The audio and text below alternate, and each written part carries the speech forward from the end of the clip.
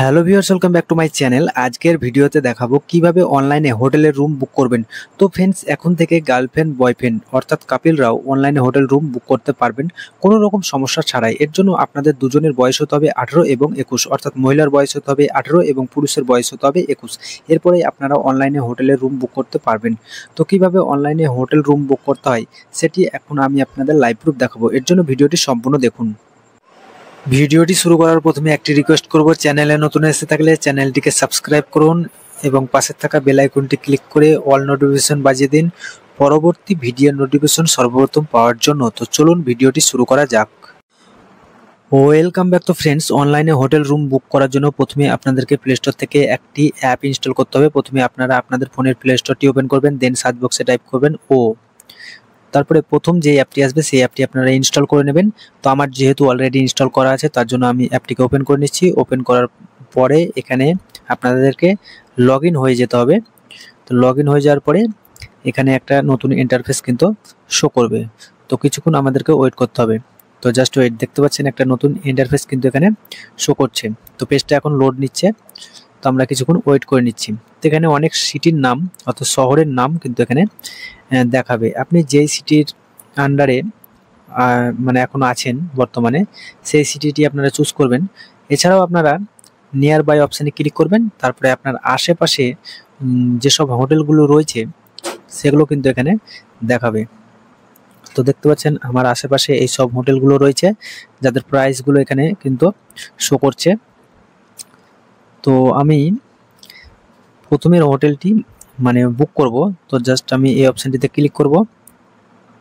Click করার পরে হোটেলটির পুরো ডিটেলস কিন্তু এখানে দেখাবে।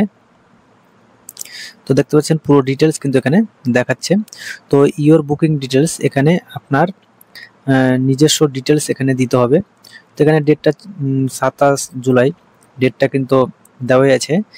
আর এখানে গেস্ট আমি 2 জন চুজ করে নিয়েছি, ঠিক আছে।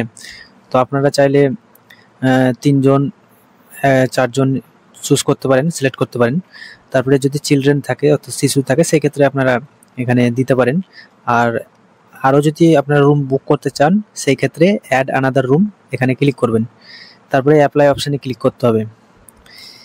এরপরে বুকিং পর এখানে আপনাদের নামগুলো এখানে দিয়ে দেবেন। তারপরে বুক নাও অ্যান্ড পে, জাস্ট এই অপশানটিতে ক্লিক করতে হবে।